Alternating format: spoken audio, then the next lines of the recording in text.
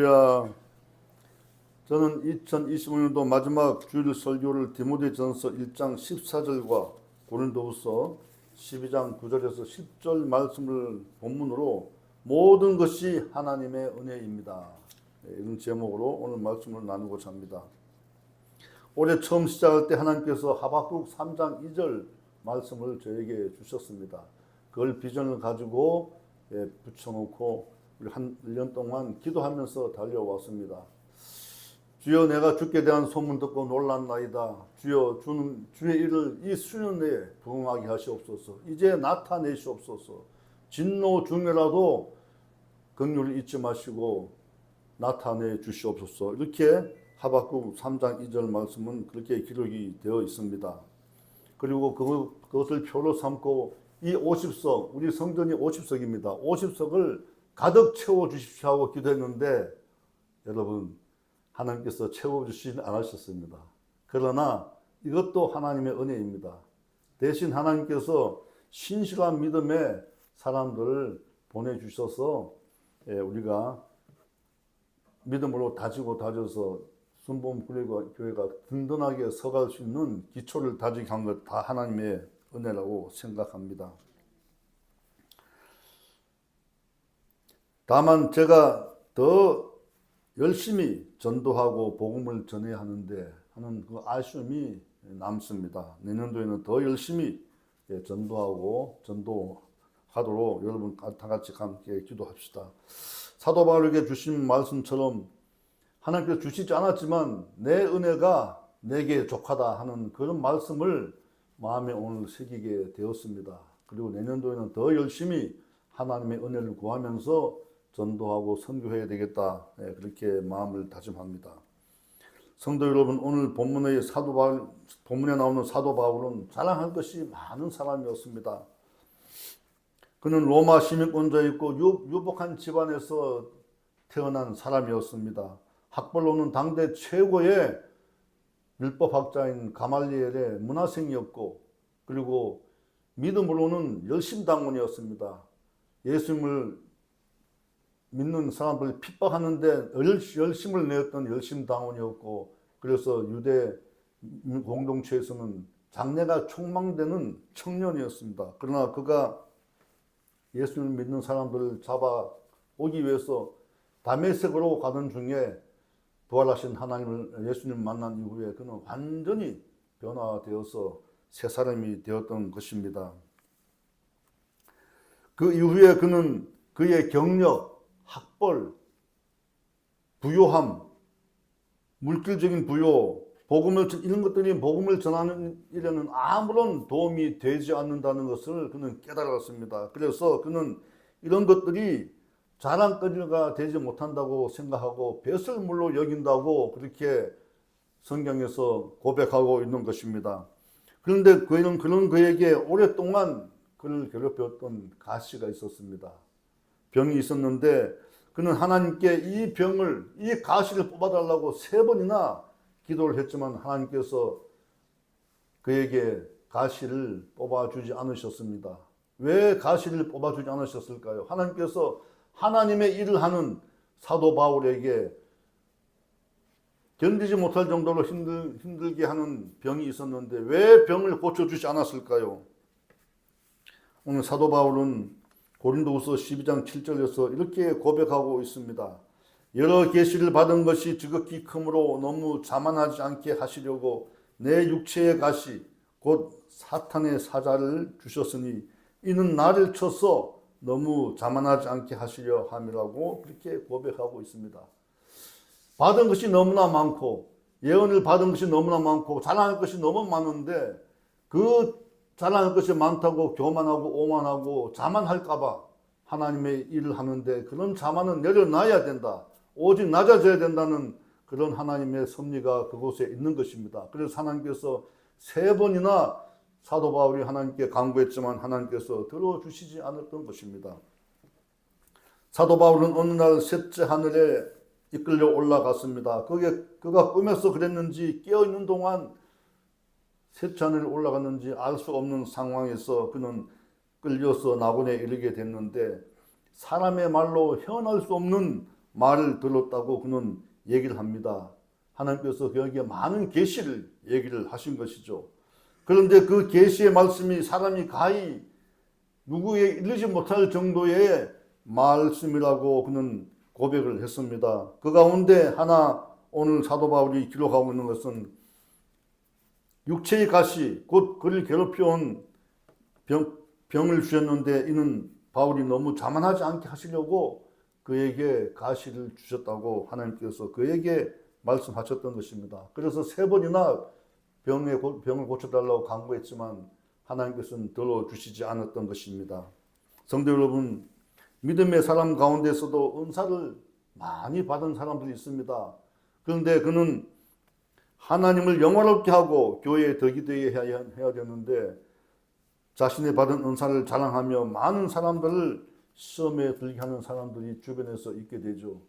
하나님께서 주신 은사는 오직 하나님의 영광을 위해서 또 교회에 덕이 되기 위해서 사용하라고 하나님께서 주시는 것입니다. 방언의 은사, 예언의 은사, 또 치유의 은사 이런 것들은 전부 다 하나님께서 그 개인에게 개인이 잘되게 하기 위해서 주시는 것이 아니라 하나님의 영광을 위해서 또 교회에 덕이 되기 위해서 하나님께서 주신다는 것을 여러분 믿으시기 바랍니다.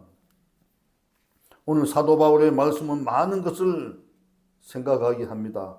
전능하신 하나님께서는 무엇을 주시든지 믿음의 성도들이 다 잘되게 하기 위해서 주시는 것인데 하나님께서 주시지 않는 이유가 있는 것입니다. 하나님께서 주기 싫어서 주시지 않는 것이 아니라 그를 위해서 주시지 않는다고 사도 바울은 고백하고 있는 것입니다. 여러분, 우리가 기도하고 또 기도하지만 구하는 것마다 다 하나님께서 응답해 주지 않고 우리를 기다리게 하십니다.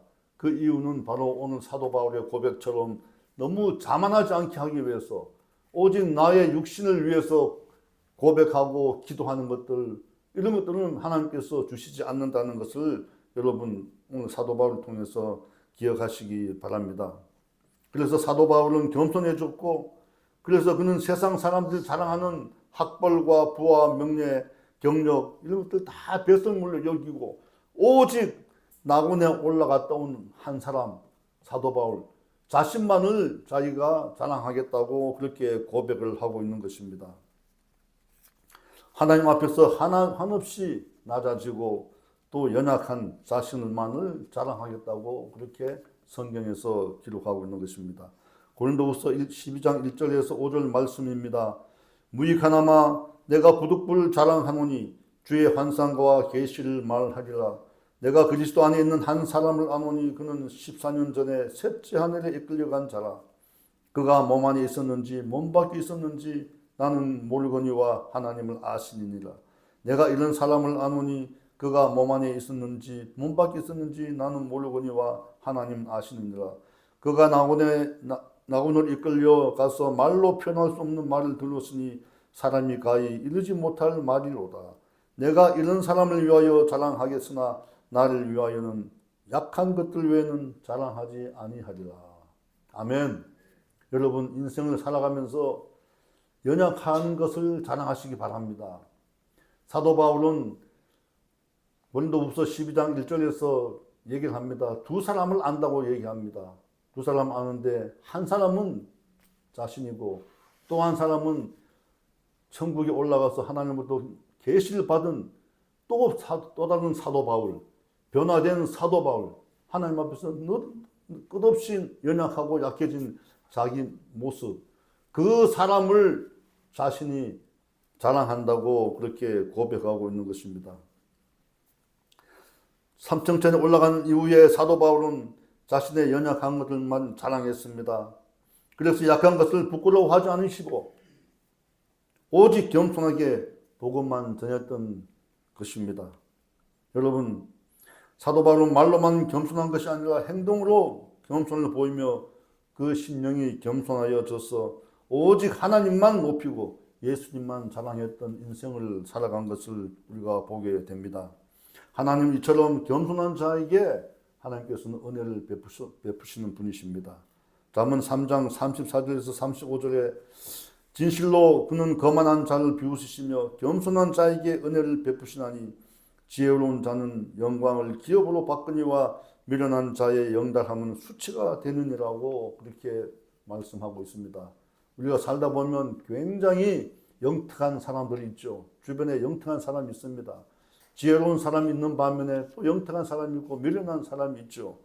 그런데 자신이 지혜롭다고 자랑하는 사람들, 자기의 영특함을 자랑하다가 그 영특함에 자신이 빠져서 수치를 당하는 사람을 보게 됩니다.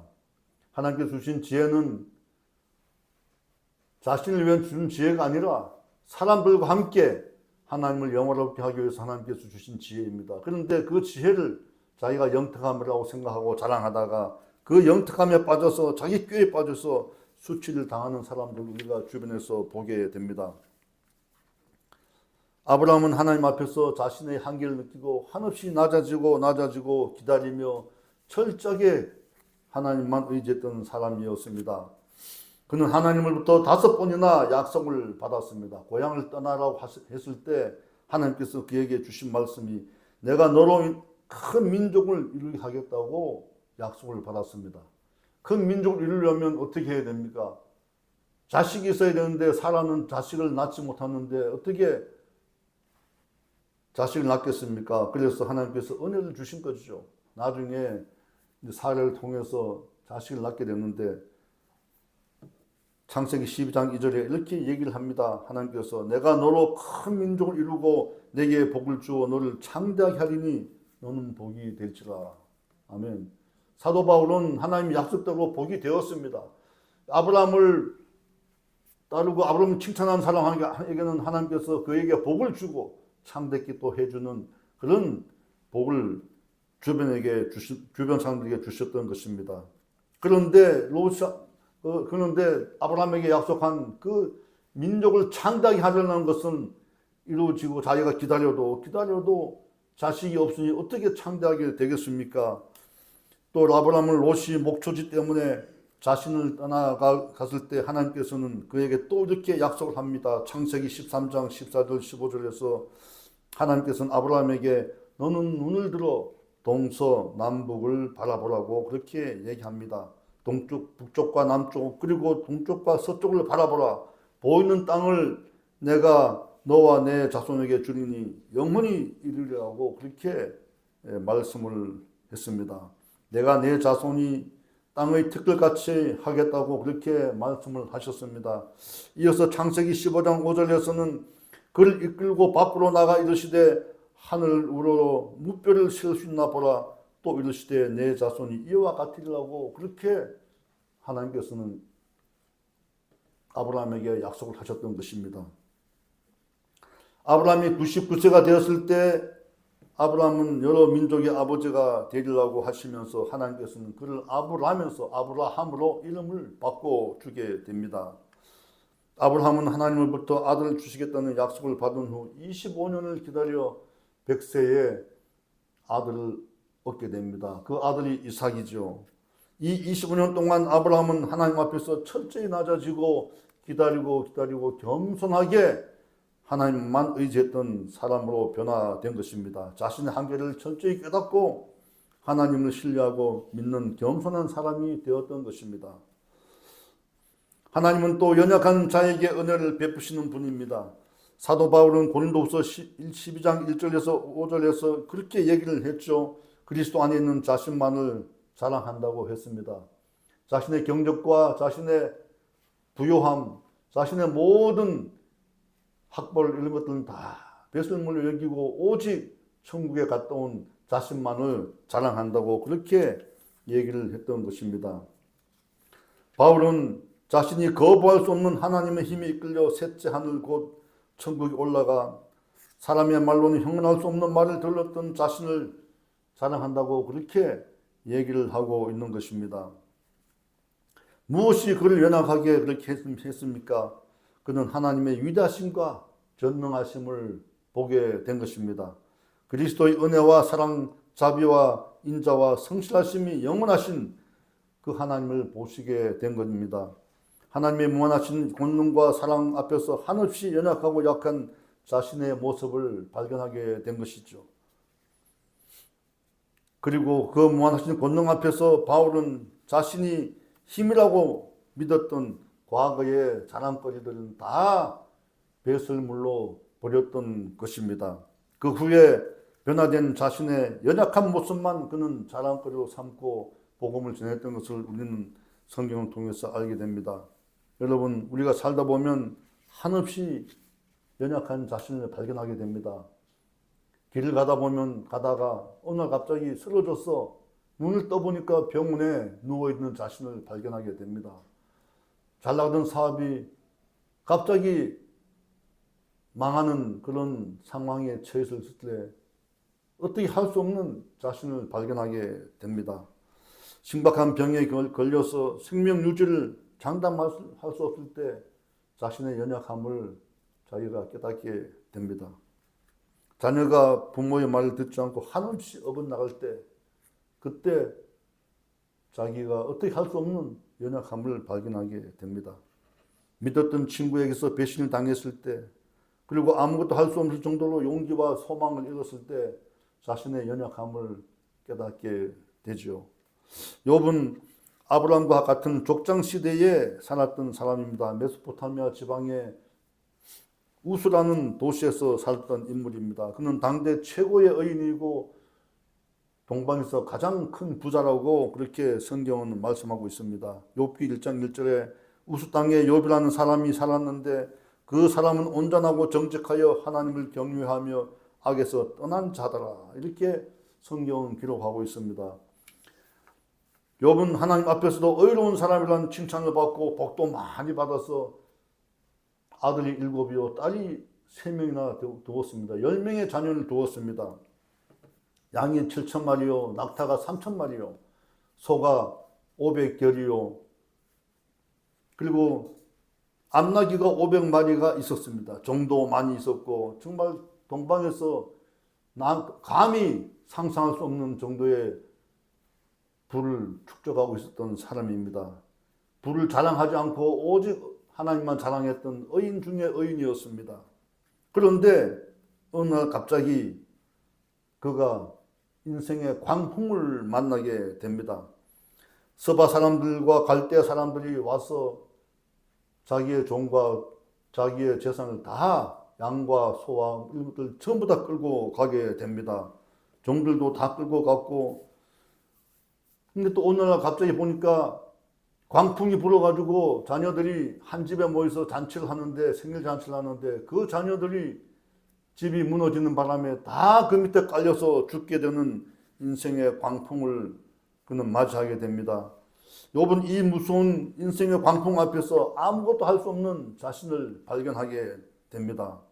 그러나 욥은 하나님을 원망하거나 불평불만하지 않았습니다.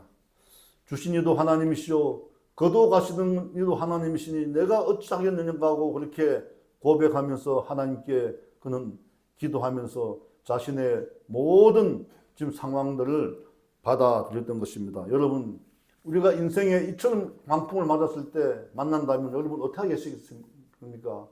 하나님을 원망하고 대부분 사람들이 하나님 원망하고 하나님 살아계시는가 그렇게 하나님을 원망하게 될 것입니다. 그런데 욥은 그 많은 재산을 다 잃고 자식들도 다 잃고 나중에 사랑하는 아내도 그를 버리고 떠나가는 그런 인생에 엄청난 광풍을 맞게 됩니다. 그때 그는 하나님만 의지하고 그 상황을 묵묵히 받아들이게 됩니다. 우리가 인생을 만났을 때, 인생의 광풍을 만났을 때 우리는 어떻게 해야 합니까? 오직 하나님만 의지하고 주변 사람을 의지하지 말아야 할 것입니다. 우리가 갖고 있던 부여와 우리의 생명마저도 하나님께서 한번 훅 불면 다 날아간다는 것을 여러분 아시기 바랍니다. 그러므로 겸손하고 내 자신이 하나님 앞에서 연약해져서 살아갈 때 하나님께서 비로소 우리에게 더 많은 복을 주시고 우리를 은혜 가운데 이끌게 되는 것입니다. 애굽의 총리가 되어서 이스라엘 민족 형성에 큰 역할을 했던 요셉, 그도 한때 인생의 광풍 앞에서 아무것도 할 수 없는 연약한 존재였습니다. 요셉은 아버지 야곱의 편애로 말미암아 10명의 형들로부터 미움을 사게 됐죠. 그리고 하나님이 보여주신 꿈을 형들 앞에서 자랑하다가 형들에게 더 미움을 사서 형들로 인해서 노예로 애굽에 팔려가게 됩니다. 애굽에 노예로 팔려가서 그는 어떻게 생활했습니까? 열심히 일을 했지만 또 주인의 모함으로 감옥에 갇히게 됩니다. 노예로 감옥 생활로 13년을 고난의 세월을 보내게 됩니다. 감옥에 갇혔을 때는 정말 인생의 광풍을 만난 것입니다. 어떻게 할 수 없습니다. 그 감옥에서 나갈 길은 전혀 없었던 것입니다. 그런데 하나님께서는 놀라운 은혜를 그에게 부어주셔서 자신이 할 수 없는 연약한 것 때 하나님께서 개입하셔서 요셉에게 애굽의 총리가 되는 그런 길을 열어주셨던 것입니다. 그가 총리가 됨으로 말미암아 형제들이 다 아버지와 형제들이 애굽에 내려와서 살게 되고 430년 동안 종살이를 했지만 민족이 형성되는 결정적인 역할을 요셉이 하게 되었던 것입니다. 하나님께서는 그 구원의 역사를 서가시는데 이처럼 광대하고 위대하게 하나님께서는 은혜를 베풀어 주시면서 그 긴 세월을 구원의 역사를 이루어가게 되는 것을 보게 됩니다. 하나님 이처럼 하나님 앞에서 연약한 사람에게 복을 주시고 은혜를 베풀어 주시는 분이십니다. 자신의 힘으로는 어떻게 할 수 없어서 하나님께 눈물로 기도하고 애통하는 사람에게는 하나님께서 응답하시는 것입니다. 예수님께서는 마태복음 5장에서 심령이 가난한 자, 애통하는 자에게 복이 있다고 말씀하셨습니다. 심령이 가난한 자, 또 애통하는 자, 힘없어서 연약해서 오직 하나님한테만 의지하고 하나님께 기도드리는 자는 복이 있다고 그렇게 예수님께서는 직접 말씀하셨던 것입니다. 사도 바울은 고린도후서 12장 10절에서 이렇게 말씀을 고백을 합니다. 그러므로 내가 그리스도를 위하여 약한 것들과 능력과 궁핍과 박해와 공고를 기뻐하노니 이는 내가 약한 그때에 강함이라. 아멘. 내가 약할 때 그때가 강하게 된다는 것입니다. 여러분, 내가 연약할 때 그때 하나님이 개입하시고 예수님께서 우리에게 힘을 주신다는 것을 여러분 잊지 마시기 바랍니다. 바울은 복음을 전하다가 엄청난 고난을 당했습니다. 고린도후서 11장 23절부터 33절에 보면 그가 당한 고난과 능력과 박해와 공고가 얼마나 심각했던 것인지를 상세히 적혀 있습니다.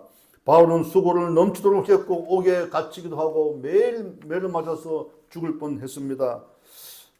유대인들에게 40에 하나 감한 매를 5번이나 맞고 3번 태장을 맞고 돌로 맞았고 또 3번 파선하여 일주일 깊은 바다에서 떠돌면서 지내게 되었던 것입니다.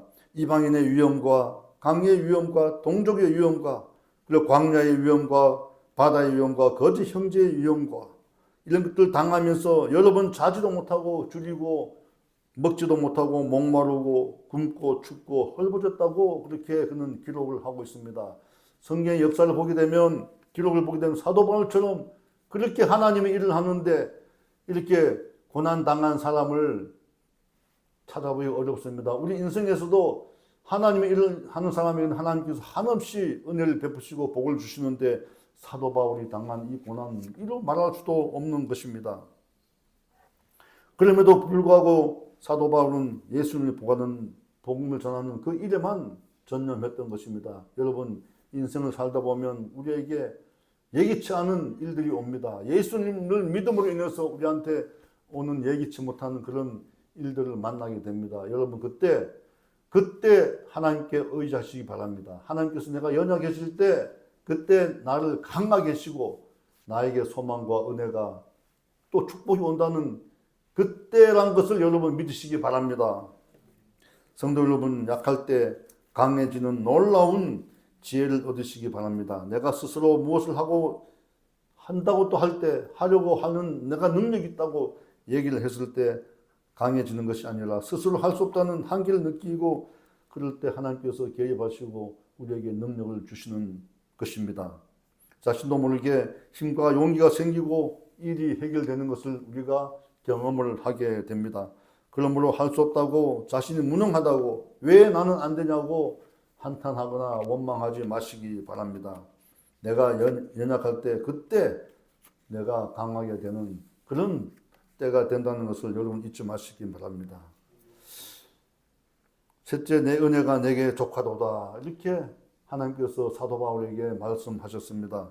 사도 바울은 육체의 가시를 없애기 위해 3번 하나님께 간구를 했지만은 하나님께서는 들어주시지 않았습니다. 고린도후서 12장 9절에서 내 은혜가 내게 족하도다. 이는 내 능력이 약한 데서 온전하여 짐이라고 하셨습니다. 그렇게 사도 바울에게 말씀하신 거죠.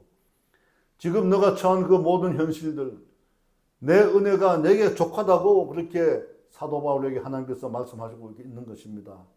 사도 바울이 연약할 때, 그때 사도 바울의 능력이 약한 때에서 하나님은 그를 온전하게 세워가고 온전하게 일을 할 수 있도록 만들어 주신다는 것입니다. 육체의 가시는 원문 그대로 해석하면 육체의 말뚝이 받겠다는 것입니다. 사도 바울은 육체의 가시를 빼주지 않으시는 하나님의 뜻을 이해하고 자신을 나무 말뚝, 곧 십자가에 박힌 사람이라고 그렇게 그는 자신을 자랑했습니다. 십자가에 박힌 것이 무엇입니까?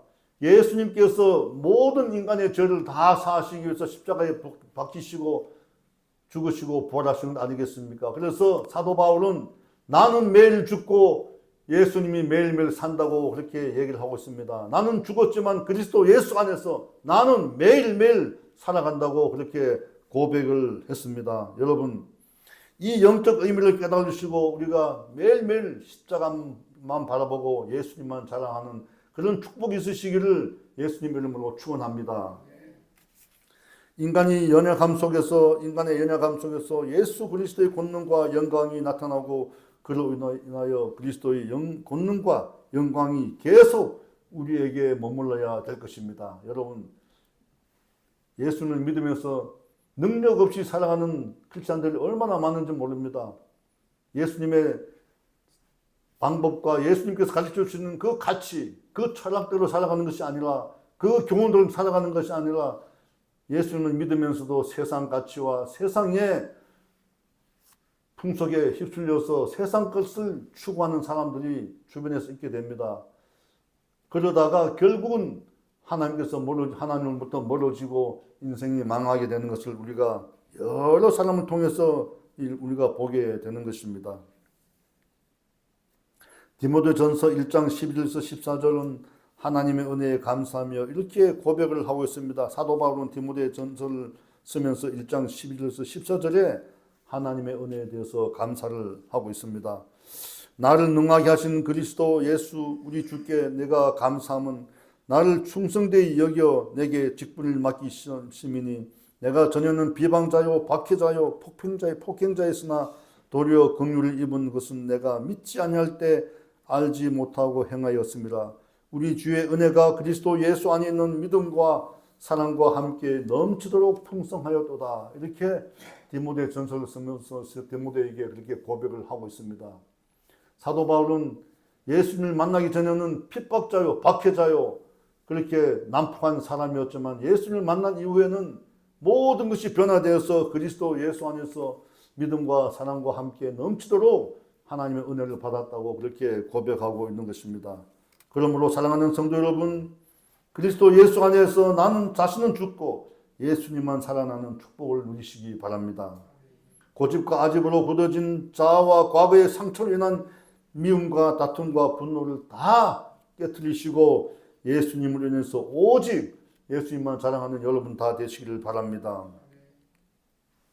예수님의 능력이 내 안에 머물도록 나를 내려놓고 예수님만 자랑하는 여러분, 그런 축복을 누리시기 바랍니다. 더 많이 사랑하고 더 많이 섬기고 더 많이 이해하고 더 많이 용서하고 관용하며 사람들을 긍휼하게 여기시는 그런 사랑의 마음을 가지시고 살아가기를 바랍니다.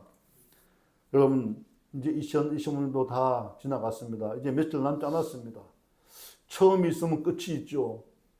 처음은 비록 허술하게 시작했지만 끝이 좋아야 됩니다. 사람은 끝이 좋아야 아름답다고 그러지 않습니까? 여러분, 이제 얼마 남지 않은 2025년도 마지막을 잘 마무리하시고 2026년도를 새롭게 맞이하시기 바랍니다. 우리가 한 번도 가보지 않은 2026년도, 한 번도 경험하지 못한 이제 새로운 날들이 우리 앞에 펼쳐지는데 여러분 어떻게 맞으시겠습니까? 아무런 방비도 없이 그냥 맞으시겠습니까? 하나님께 기도하고 말씀으로 무장하고 성령으로 충만해서 2026년도를 우리가 맞아야 될 겁니다. 2026년도 새 길이 우리한테 펼쳐지는데 우리가 담대하게 여호수아의 인도로 가나안 땅에 들어가는 처음 들어가는 가나안 땅에 들어가는 이스라엘 민족의 그 감격과 기대처럼 우리가 그렇게 2026년도를 맞아야 될 것입니다. 그렇게 하기 위해서는 우리가 오직 하나님만 사랑하고 예수님만 자랑하는 그런 믿음을 다시 한번 견고히 붙잡아야 될 것입니다. 한 해 동안 여러분 정말 수고 많으셨습니다. 잘 지내오셨고 지금까지 잘 살아오셨습니다. 겸손하게 믿음 생활 잘 하셨고 오늘까지 오신 것은 모두 다 하나님의 은혜입니다. 하나님의 은혜로 말미암아 건강하게 여러분 사시다가 오늘 2025년도 마지막 주일 예배에 참석하게 된 것이 아니겠습니까? 다 하나님의 은혜입니다. 여러분 하나님께 우리 영광의 박수를 한번 올려드립시다. 감사합니다. 순봉 구례교회에서 믿음 생활하신 것도 하나님의 은혜요. 저 또한 여러분을 만나서 믿음의 공동체를 만들어가고 있으니 하나님의 은혜가 아니면 무엇이겠습니까? 여러분 순봉 구례교회에서 믿음 생활 잘 이어가시기 바랍니다. 개척교회지만 사랑이 있고 믿음이 있고 성령 충만하고 성령께서는 하나님께서 보내주시는 거니까 여러분 성령 충만은 하나님께서 주시는 은혜입니다. 말씀 충만이 있습니다. 제가 비록 말씀이 약할지 모르지만 여러분 늘 하나님께 기도하고 구하고 말씀 충만하게 해달라고 기도하고 있는 것입니다. 그래서 2026년도에 어떻게 내가 목회를 할 것인가 기도하는 중에 하나님께서 주신 비전이 바로 이 말씀입니다. 요한복음 8장 31절에서 32절 우리 다 같이 한번 읽어볼까요? 보이시죠? 그러므로 예수께서 자기를 믿은 유대인들에게 이르시되 너희가 내 말에 거하면 참으로 내 제자가 되고 진리를 알지니 진리가 너희를 자유롭게 하리라. 아멘. 인생에 어떤 광풍이 몰아치더라도 진리의 말씀인 예수님의 말씀만 붙잡으면 성경 말씀만 붙잡으면 우리는 그런 광풍을 이겨내고 자유함을 얻게 된다는 것입니다. 여러분 말씀을 인해서 자유함을 얻는 것이 얼마나 좋습니까?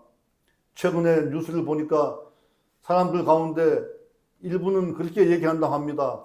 중국이 경제 대국으로 세계 최강의 대국으로 성장하는데 우리가 오히려 중국의 속국이 되면 좋지 않겠나는 이런 생각을 하고 있다는 사람들이 있다는 것입니다. 나이 든 사람뿐만 아니라 젊은 사람들 가운데서도 그런 생각을 하고 있다는데 여러분 절대 그렇게 하면 안 됩니다. 왜냐하면 우리가 일제 36년을 살면서 얼마나 핍박을 받고 자유가 억압당했습니까? 독립하기 위해서 그 많은 사람들이 피를 흘렸던 것을 우리가 보게 됩니다. 교회가 한때 우상 숭배하면서 천황을 모시다가 교회가 굉장히 혼란스럽게 된 것들을 보게 됩니다. 교회가 깨어서 기도해야 됩니다. 나라가 위기에 빠졌을 때 우리는 기도를 해야 됩니다. 여러분 진리가 우리를 자유하게 합니다. 하나님의 말씀이 우리를 자유하게 합니다. 그래서 교회 표를 이렇게 정했습니다. 오직 성경 말씀으로 돌아가자. 여러분 따라 하시겠습니까? 오직 성경 말씀으로 돌아가자. 예, 내년도에는 오직 성경 말씀으로 돌아가는 한 해가 되시기를 예수님 이름으로 축원합니다. 그래서 열심히 기도할 걸 하기를 원합니다. 또 열심히 성경 공부하기로 작정하고 성경 공부에 매진할 것입니다.